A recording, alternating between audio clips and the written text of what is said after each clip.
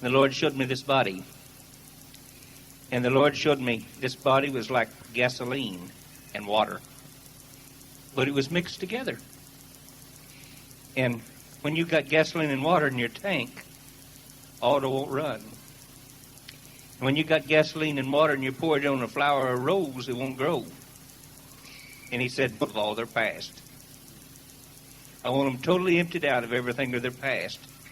And I'm going to bring them a greater understanding of my mercy and my grace. And especially the baptism of my prophets, the baptism of repentance, and the washing away of their sins than they've ever known before. And I'm going to give them godly wisdom, for I want both of them in this body. The water is like the soul power that you work by. You got to use soul power to study this. That's good.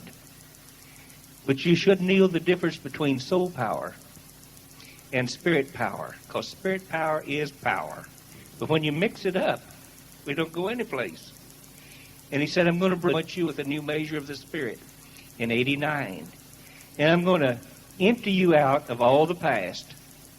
And I'm going to fill your tanks with gasoline and your stomachs with water, so that you can water others without hurting them.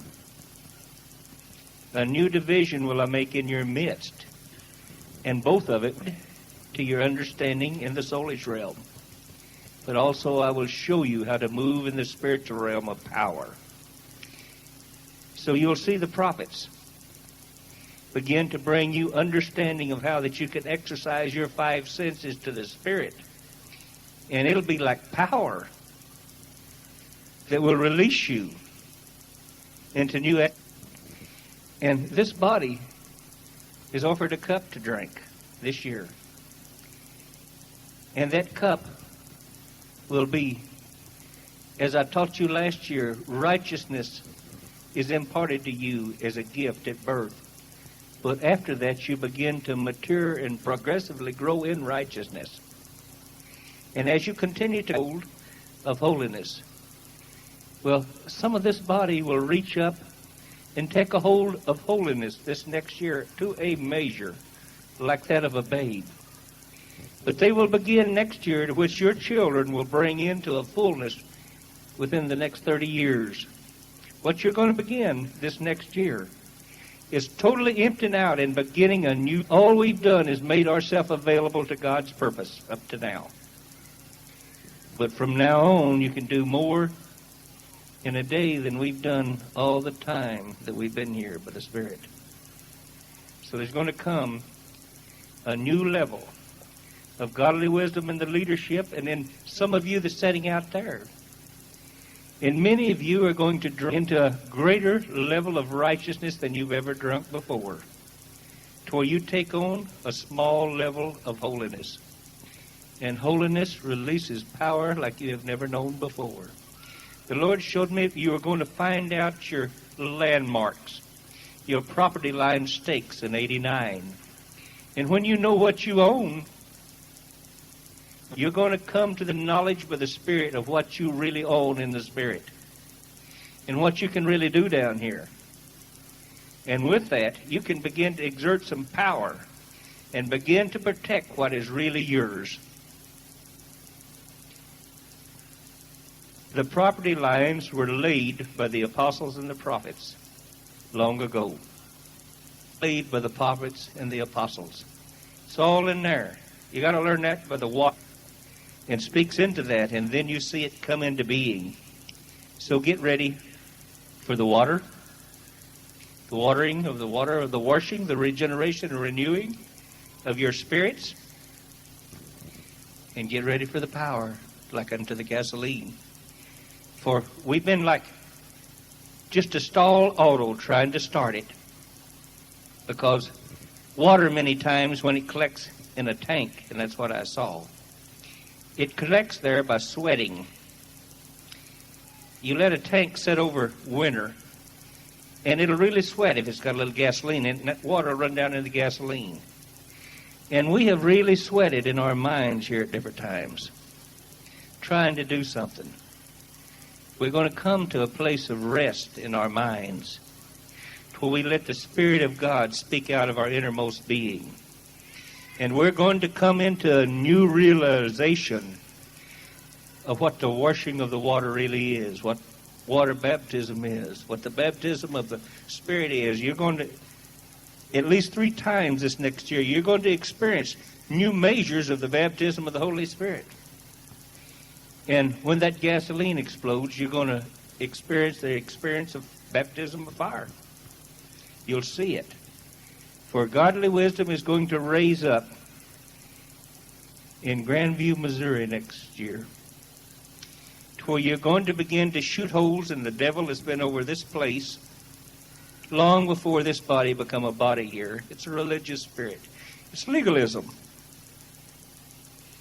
And this body's going to begin to break that spirit over this area in 89, so that the Spirit of mercy and grace can begin to be revealed over Grandview. Once we take him on here, then you can grow in strength to take him on in the city. But you're going to break, and the Spirit of the Lord will divide between humility and legalism, because they come so close together at times. And when you get into legalism, you get into religion, you're not going any place. But when you get into humility and into righteousness, you're going every place. And some of you are going to come to the knowledge of the difference of it in 89, to where you can move in humility, which pleases God. Legalism doesn't. You're going to grow to new levels of righteousness with new understanding of true righteousness and true humility, and revealing Christians. That's who you really are. You aren't religious, you're Christians. And your job is to reveal Christ within. Well, 89 is the year you begin to do it. It's the year that we're going to get out of the mud. We've been like in the mud for a long time, trying to get to the road. We're on the road now. And we don't go any place until we get the windshields cleaned and the mud off of them, and our walk clean, because now we're going to move by the Spirit. And you'll see the prophets begin to show you how to exercise your 5 water solely senses, and exercise them and give authority to the Spirit of God in you, your heart, your spirit, to give it authority to speak into your 5 senses by the Holy Spirit, to where you don't have to sweat up here anymore, to where this body is going to begin to learn a rest in the mind, to where the Spirit of God begin to speak in a new clarity and a new purpose and direction. And a new commission will be given us in 89. It'll be according to the old promises. And it'll be for a time. It'll be for 5.5 years, beginning right now. And we'll finish that purpose in 5.5 years. Then he'll give us another. But in 89, we will be challenged by the Spirit of God to begin a great work for the Lord in 89. So, don't back down now from your intercession. Don't back down now from your faithfulness, because you've endured. Endure a little longer until we get the gasoline in our tank and the water within us. Both of them separated, and handle it and keep them separated till we can begin to reveal the kingdom to this area. Now we can go. Okay, let's go back now to the date you gave me, August 8, 1975. Tell us about the tunnel and. Well, on August the 8th, on August the 7th, to the best I remember, in 75, Val and I were coming back from the Lake of the Ozarks. We'd been down there fishing. And as we started driving back on the road, the Spirit of the Lord began to, for a few years, I'd been really fighting and trying to wake the churches up and trying to bring the churches into some unity to where we could begin to wake up. And you do a little combat with the spirit of abortion that was really grieving me, because at those times I was getting so grieved because I could hear the babies cry. I've not been the only prophet that could either, but I could hear those babies cry. And they were the babies that were crying because they were dying. And we were coming back from the Lake of the Ozarks, and the Spirit of the Lord just came right into our cab like light. And I began to prophesy, but what was prophesying to me, I didn't know, but it made Viola and I sick at our stomachs. Because I began to prophesy how they would perfect technology for abortion. And I began to prophesy that they would literally burn babies alive. I began to prophesy that any time that you interfered with a pregnancy whatsoever, it was as bad as walking up to a grown person and blowing his head off. It's all the same sin. It's murder. What happened with Jim Jones down there is no worse than what happens in some of our garbage cans behind the hospital every week in this town right now. You think that's bad? No. It's no worse down there. Them people had a choice down there. With Jim Jones, them babies had no choice. Many of them was God's firstborn, which belonged to him. And so, as I was coming up, I began to prophesy how they'd perform that technology and how they would burn babies alive with acids, chemicals, and how they'd also just cut them into little pieces. And how they would keep performing the technology of that abortion, and how they'd finally in the last days come to where they'd just give a woman a pill. And it just pushed the baby, and the baby would just literally starve to death. Well, I'll tell you something else I prophesied back then, too. As we kill them babies, so will we be killed. There's judgment on this nation now that we will most certainly reap. Every way that we have touched those innocent ones, we as a nation will have judgment along that same way. We as the body of Christ, we don't come under that curse, but this nation does. And many times, if we don't have the leading of the Holy Spirit, and we're out doing our thing, then we're going to get the same as what the world gets. And so, as I came back, I was saying all them things, and boy, I think Viola and I was glad to get home. Well, that night, a demon came, and he said, "You go on with your ministry. Don't you prophesy about abortion anymore, and don't you tell what you've seen. And we'll leave you alone. We'll let you heal. We'll let you miracle. We won't raise up any warfare against you, any persecution against you. But if you prophesy one more time about what you've seen, I'll kill you."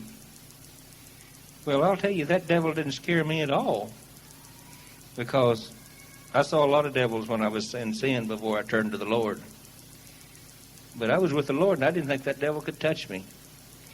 So when the morning came, I began to share it with some people. And then me and my son went out to work. And I got out there about 15 minutes, and I mean, I got to hurting so bad from my belt down that I couldn't stand it anymore. I went back home. And from my belt down, it was like my entire body began to cramp. So they got me to a doctor. And the doctor looked at me and he says, "I don't know what's wrong with him, but you better get him in the hospital quick." Said everything with him's quit working. And I told him, "No, I don't want to go to no hospital. If I'm going to die, I want to die home." So they took me home, and he said, "You better take these pain pills." So he gave me some pain pills. I took 3 of them, and they didn't even phase it. Didn't have time, I guess, to really get into my system either. And blood started pumping right out of my mouth and out of both of my noses.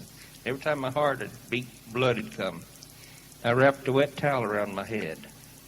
And I just laid down on the bed. And man, I mean, the pain was awful. And I was thinking, wow, this is serious. And then about that time, the pain ceased. And I wasn't in pain anymore. I was in a tunnel. And I was in like a dark tunnel. And I looked down there about as far as this place. And I saw a crystal light down there. And oh, it was beautiful. And I saw the form of a man in it. And where I was there, I knew where I was. And my thoughts was, what do you know? The devil did kill me. I wonder how he done that. But I'm going to ask the Lord. But then there's another thought that really come into my mind too. I want to tell you, you can still think there. And that thought was, oh, brother, did I spot my garment? Have I got unknown sin in me? And the man that stood beside me, I had seen him before in my visions and dreams. And he terrorized me. I knew him as a faceless man. That's still how I know him. I still can never put a face on him. But he's the one that stands by my side. Always before that, I was terrified of him. But this time, he was a friend. He was the Holy Spirit, the Paraclete that stand by. And he said, Bob, in a gentle voice. Usually he was always coming to rebuke me. And this time he was real gentle, and he said, Bob, you can look now and see. Look. So I could even look within myself. And I had on a white robe, and I began to weep. Lord God, I come out of such deep sin, and you kept me clean. Your mercy and grace is beyond my understanding. And I just went there weeping. And as I began to walk, and that's what I did, I walked like you would here. I walked out of that tunnel, I walked to that crystal light and that beautiful person. And when people would come to him, and all type of people come to him, he would ask them just one question. He didn't ask them what you gave or what you did or how many people you led to the Lord or anything like that. He asked them one question only. Did you learn to love? When you come to Christ, that's the only question he's going to ask you. I've seen Christians that were saved that ducked their head in shame because they had to tell the truth there. You can't lie there because things are even within you will cry out the truth. You can't lie. And they would say, no, I become bitter. I become discouraged with the body of Christ. They had to tell it. No, I didn't learn to love anybody but myself. Well, they were saved. He would kiss them. But there was no rewards waiting for them. They just made it by grace. And I seen some that were the most homely and had the least going for them you'd ever believe. And they come there, and man, they were all jolly and happy. And the Lord would ask them, did you learn to love? And they'd say, oh, yes, Lord, we learned to love. And he would kiss them, and they'd go right in like two big doors in his heart. It was like the gates of heaven was the heart of Jesus. And it was like you just went right into his heart. And they were gates there, and they had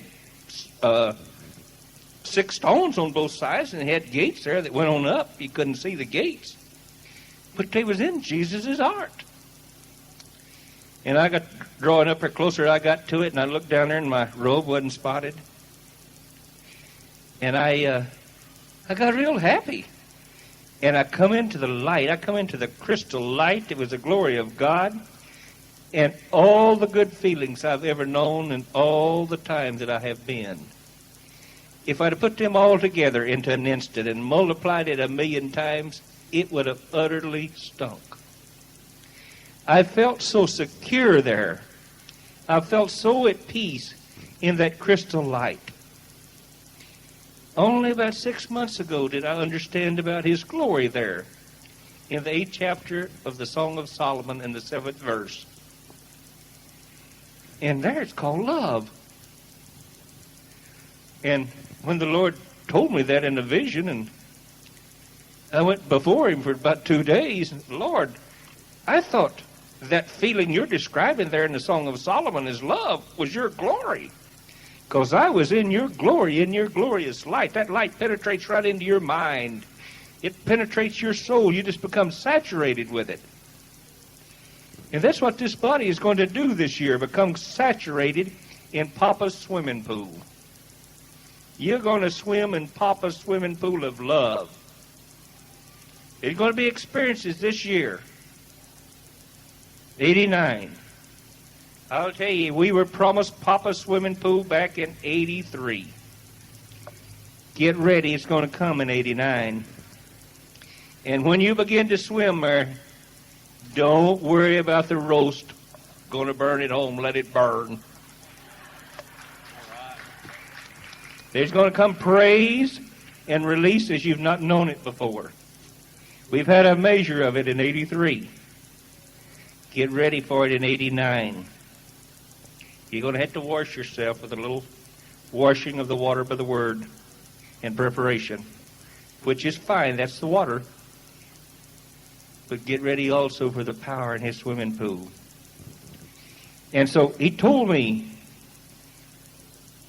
about that glory and about that love. And the Word says, Lord, I'm going to go to the Word anytime over one of my experiences. And He told me a secret that I didn't know, and I've told quite a few pastors, and quite a few of them said, oh, yeah, we knew it. Well, I wish they'd have told me. What He told me was this, Bob, my glory and my love is the same thing.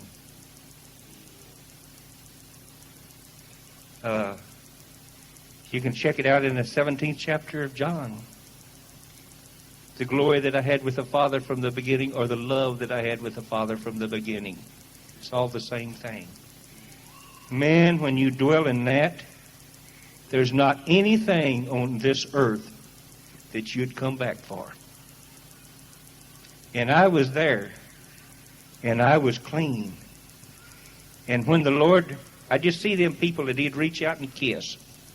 Come my time, man, I was ready to pucker up.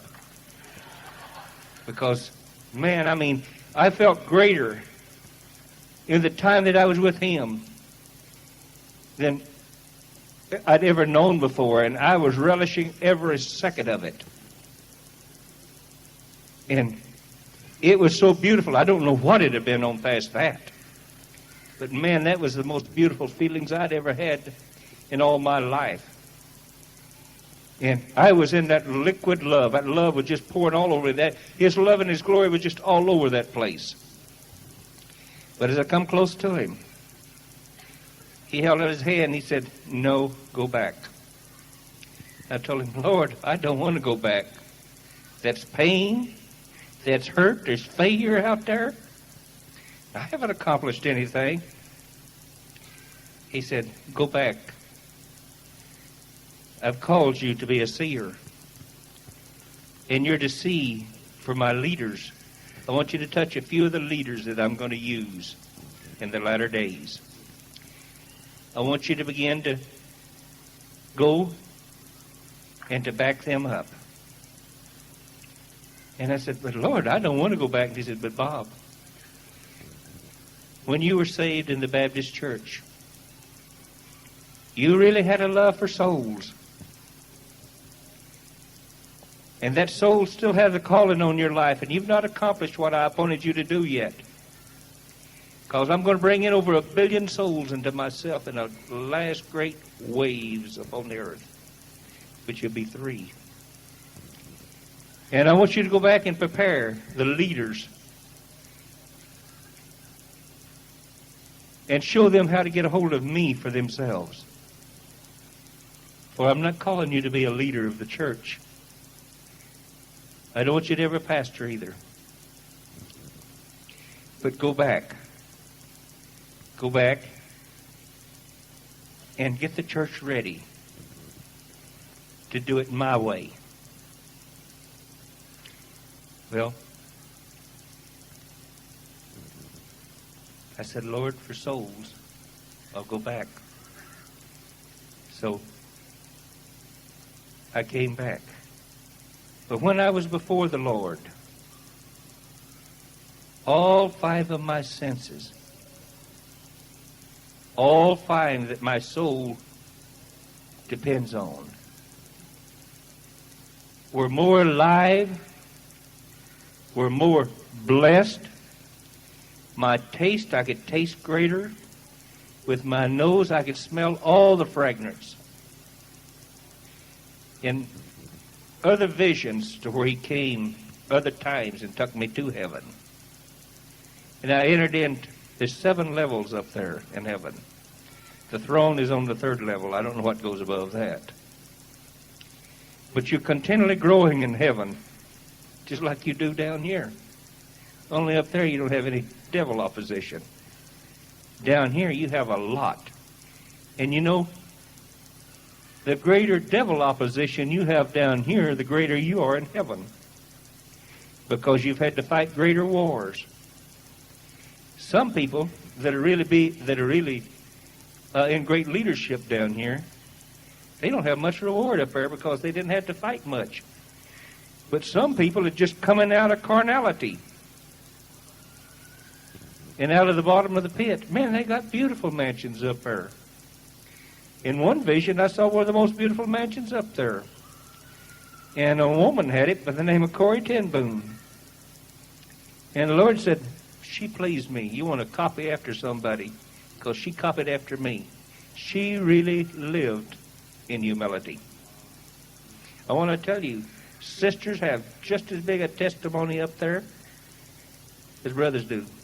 Now, my own way of seeing this is their beautiful mansions in heaven was created in them down here by what they endured. You want a pretty mansion in heaven? Then grow up down here, because that mansion that's built by the Holy Spirit's you. You're the house the Lord builds to dwell in. And I mean, that Corrie ten Boom was built by the Spirit beautifully down here. But in heaven, her mansion showed. She was that mansion, so are you. The only thing that is not settled in all creation is you.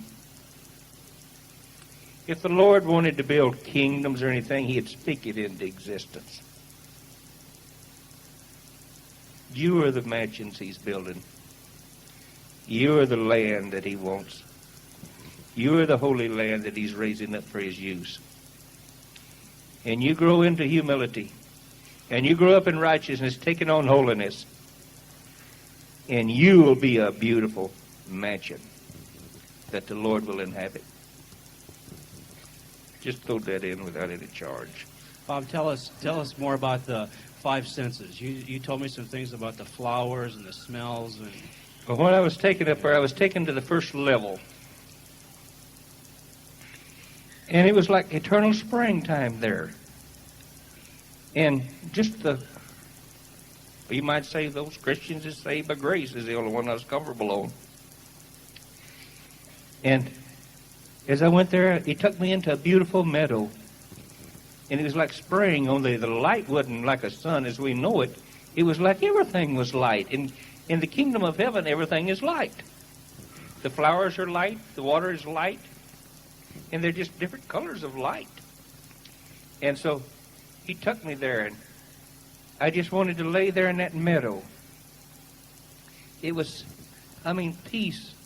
All over. The peace is beyond anything I can describe to you. I wish I had words, but I can't do it. And so that peace was there. And as I would just lay down in the grass and the flowers, it was like I was light. And I wouldn't hurt the flowers, but I could smell them. The sense of smell is beyond anything you can imagine. Can you imagine all the flowers in the earth and all the nectar being poured into one drop and put underneath your nose? It's like you could smell all the nectar of all the beautiful smells on the earth at once. It was like everything on the earth was first in heaven and brought down here as a blessing. They were fruit there.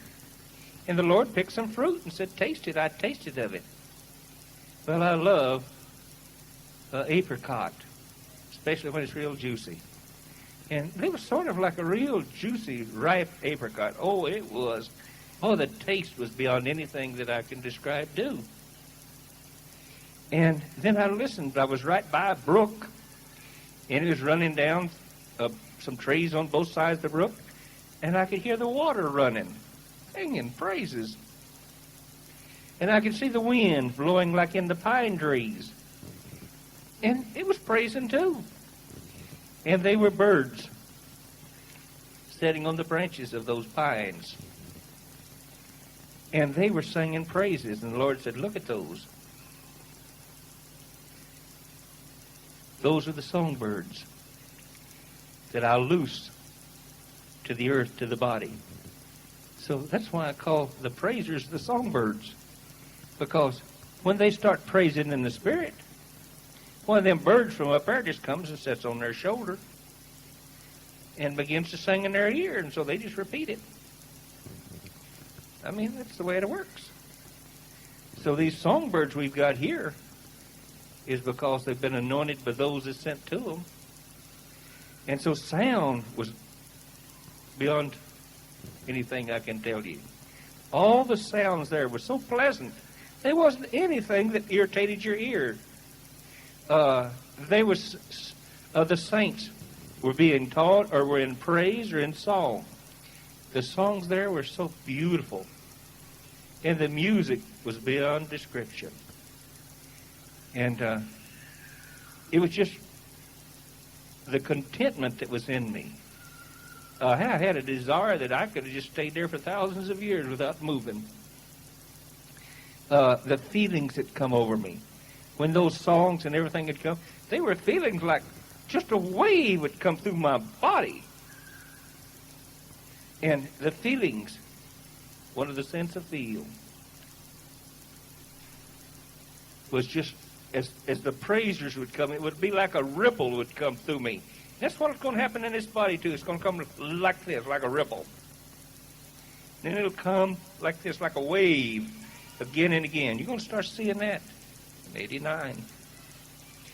And that was sound and feelings, hearing and feeling. And as I already told you about my eyes, everything that I seen was beautiful. He took me to the second level of heaven. It was likened to the first, only the light was more severe. It hurt my head. I wasn't mature enough to enjoy it. Then he took me to the third heaven and to the throne room. And literally those that mature in the last days in the Church of Philadelphia, they're the ones that will be in that third heaven. But there I couldn't stand it at all. I had to hide behind Jesus. Jesus was like colored sunglasses to me there. And I had to look through him to even see any of the things going on there. And I was begging him to take me back. The only place I was happy with was the first level. And that's where all literally the baby Christians went. There's where I was content. But that third level was so much light and glory beyond all the other levels. And the saints in heaven are continually growing and growing and going from one level to another. They're continually ministering to one another, teaching one another. They are doing many things. Their activity is there. But the third level, its light was so bright that it was like the light of platinum or like gold. And I was very, very uncomfortable there because the light was stronger than what I could bear. So he took me back down to the first level. And that's where he's taken me quite a few times when I go to heaven. And that's where I've seen some of the saints. He won't let me talk to the saints, especially some of the disciples, that become apostles, because they got a right to talk to us first. For you see, you're part of their testimony. And your children, and your children's children are part of their testimony. So they're waiting to see how their testimony winds up, as we're one another, part of one another's testimony. There's not any private thing in the body of Christ, because every one of us cross-pollinate one another's lives so much that it's really one testimony down through all history. And we're the end product of all the suffering, of all the breakthroughs, and all the prayers, and all the praise that's ever been in the body of Christ.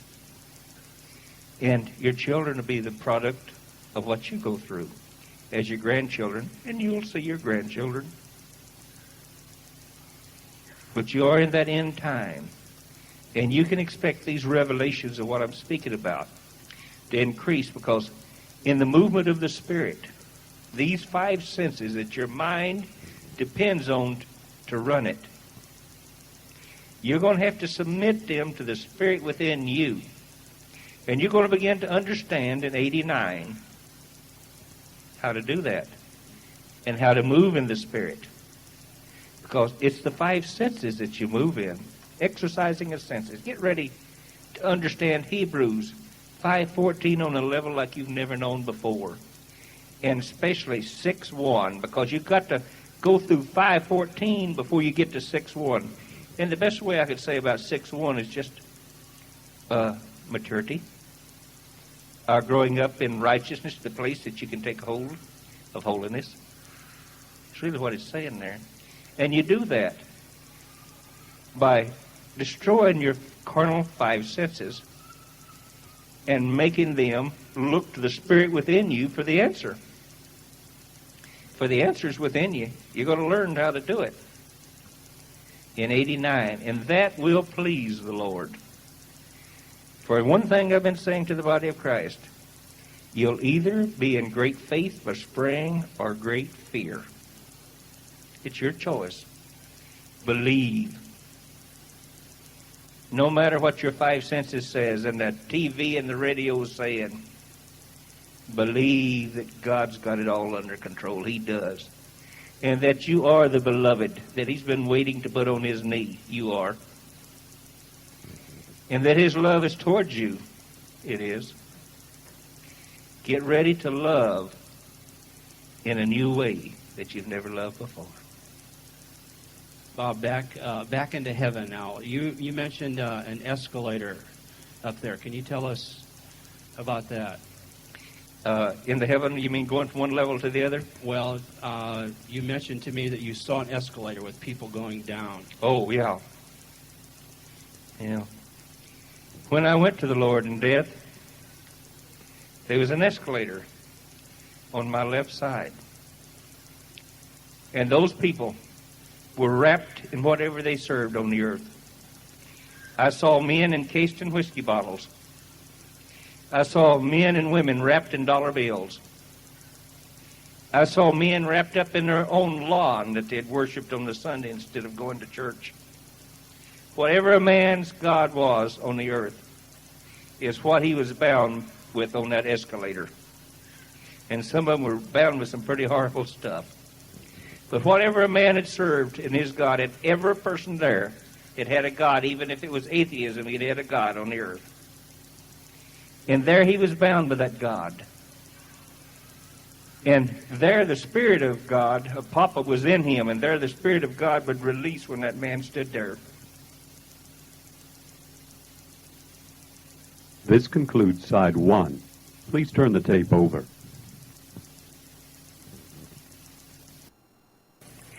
And that man would know. Jesus, he couldn't move.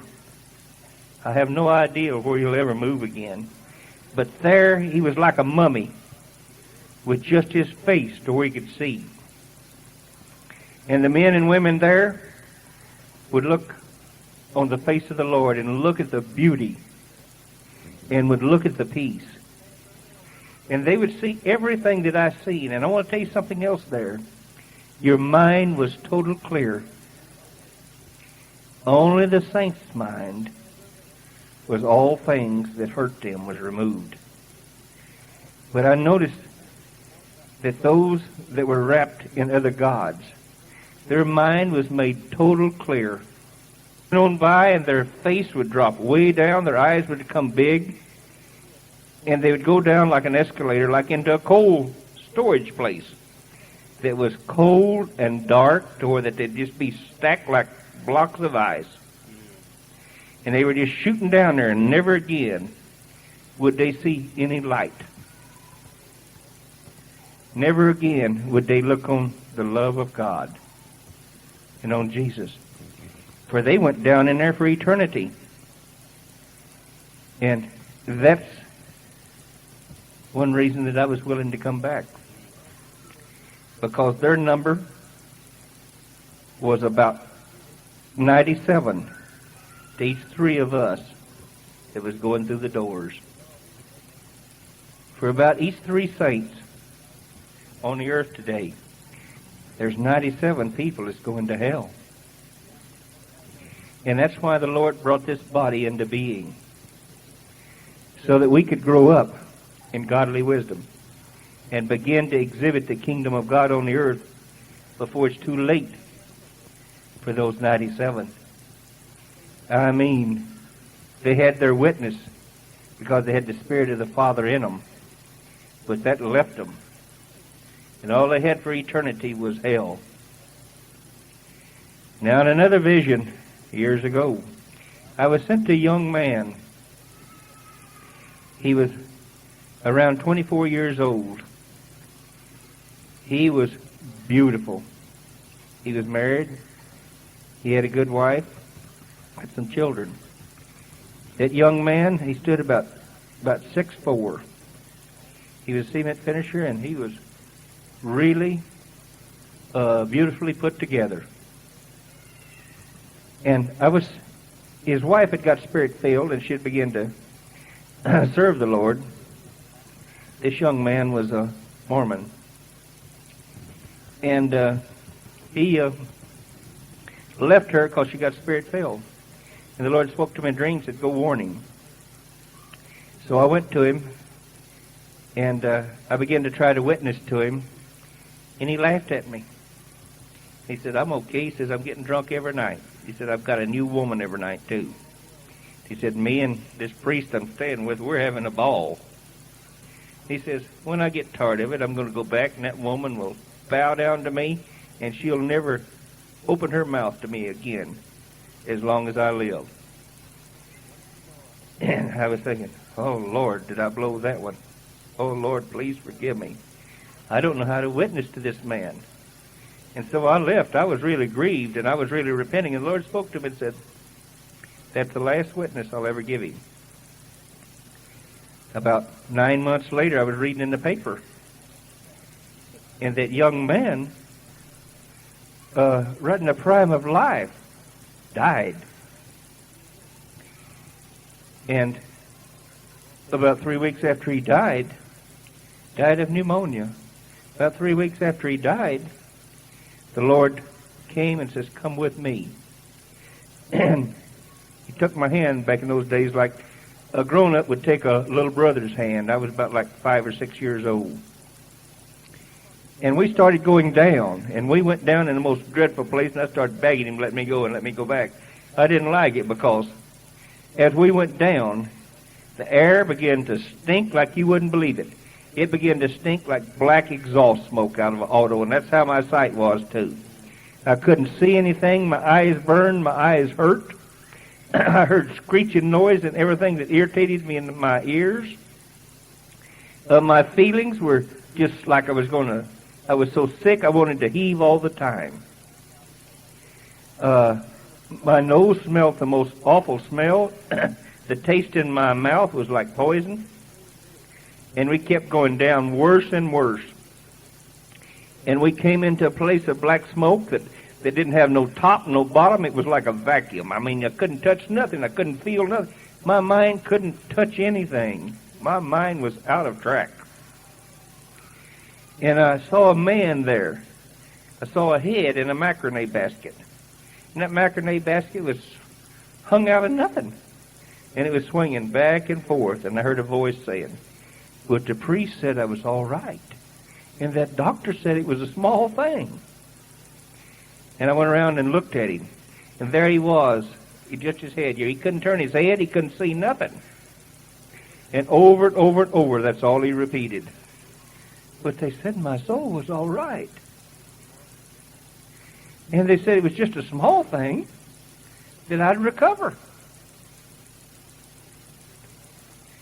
I looked at it, and I was really sick about that time. And the Lord spoke and said, Bob, he's not going to be here just 100,000 years. He hasn't got any hope.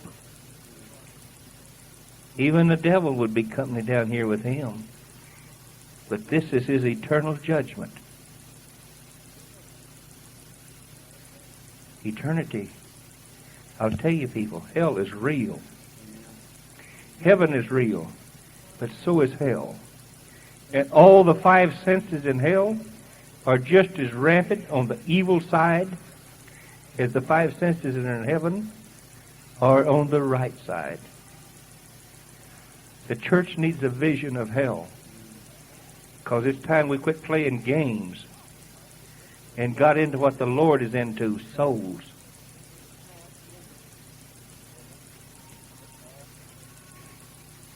So, the experiences I've had to deal with my soulish five senses. Good, beyond anything I can describe in heaven. Bad, beyond anything that I can describe in hell.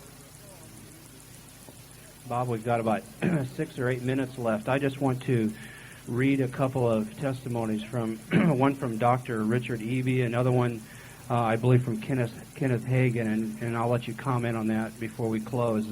Concerning the reality of hell, Dr. Richard Eby is a man who experienced very similar to an experience that Bob had. He fell out of a second-story window on his head, and all his blood ran out, and he was pronounced dead. But during that time, he was taken into heaven and then had an experience in hell. And I just want to read this, his testimony about being allowed to fall into hell.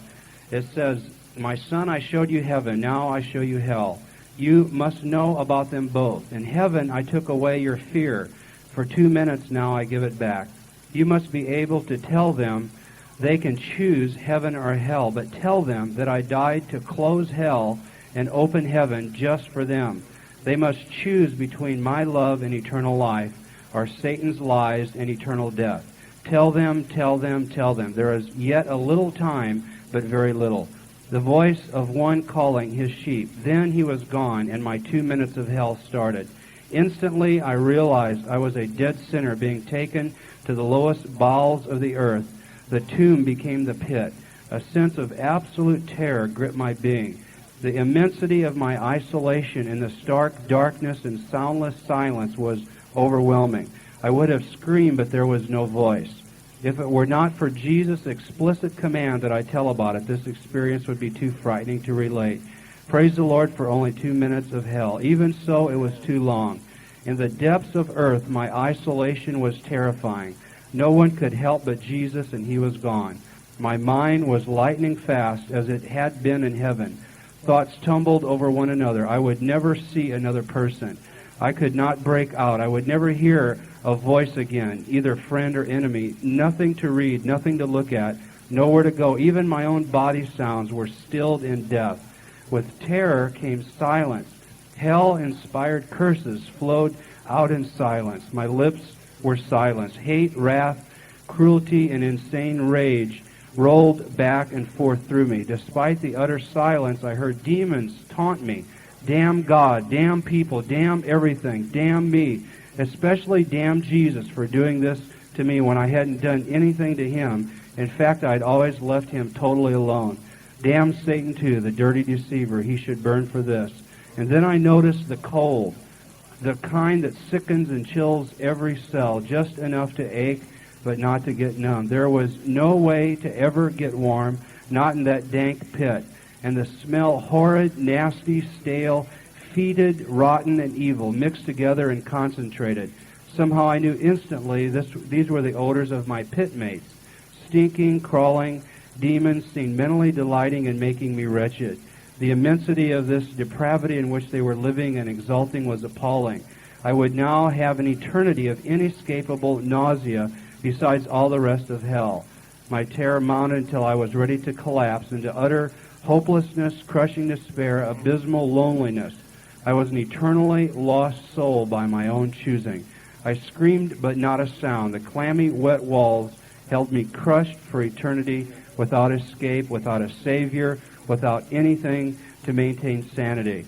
And then later he says, in total despair, I started to slide to the floor, and there was no hope. But worse yet, I suddenly was snatched away, found myself standing before a gorgeous throne on which sat God, an indescribable personage. I knew him by his radiance. He was rapidly thumbing through a large book, and in his right hand, and I could see its pages to the title on the cover, The Book of Life. I felt naked physically, emotionally, spiritually. I knew I was being judged, and I had no lawyer to plead my cause. I found I had my voice again, and I heard it stammer, "What are you looking for, God? My name must be there." And the Lord said, "I am looking for your name in our family album, but I do not find it here." He replied with a shake of his head, "But it must be there, God. I lived a good life. I was never arrested or imprisoned. I obeyed the rules. I did good works. Look some more. What do you mean I'm not in your family? You rejected my son's offer to be born again and to be washed clean in his blood. Remember, you were told many times, there is nothing more I can do. You're not one of my children. You belong to Satan's family." And listen to this. He stretched forth his arm and pointed to a distant lake of fire. I shall never forget what I saw, the second death. He explained, "It was prepared for Satan and his angels. Depart from me into everlasting punishment with your father, the devil." And here I want to just read this story about Kenneth Hagin. He also died as a young man, and he went to hell, not once but 3 times. He says he was pulled down like metal to a magnet through ever-increasing darkness towards the flames of hell. He even saw on the walls the flickering light from the flames and experienced the stifling heat. But his mother was loudly entreating heaven for him, and he heard the voice of God shake hell, loosing him from the grip of the horrible creature escorting him, and causing him to ascend again out of the pit and back into his body. The 3rd time he came out praying and was born again. The mouth of hell, he says, is indescribable. There is nothing to compare it to, nor are there any words adequate to describe the horrors of hell. You know, an awful destiny for those that are not washed in the blood of the Lamb of God. It's awful. Bob, do you have any closing comments on that? I just want to recommend, if any of you want to do more research on this, John Bunyan, who wrote Pilgrim's Progress, powerful visions, also was taken before the throne of God and also into hell. And he describes in a book, we're out of time, I was going to read that to you, about the torture of the 5 senses. And the thing, I guess, that stuck out to me more than anything was what he calls the worm of the conscience that gnaws forever. Yeah, the worm God's never dies. perfect justice. Oh, yeah. That's what was happening with that young man, the worm. One thing I really liked about that is he took out the book of the family. I like to think on that. We are one family, and Daddy's got us all in the book. He's got us registered there in that book. And that's another thing, that he's going to begin to bring godly wisdom into leaders. And all of Daddy's family will begin to relate to those who have godly wisdom. He don't want a divided family. Religion divides. But he's got us all written in a book. And I'll tell you, I can give praise where I feel like it or not, just knowing that my name is written there in Daddy's book. He's got a record of it. So when I want to get out of my trials and troubles, I just think about my family. Papa is a family man. And that's what he's going to begin to exhibit. His glory, His glorious love on His family. And that's the only hope the world's got, is to see His family with His love, His glorious love exhibited on His family. Amen. It's the 87th Psalm, too.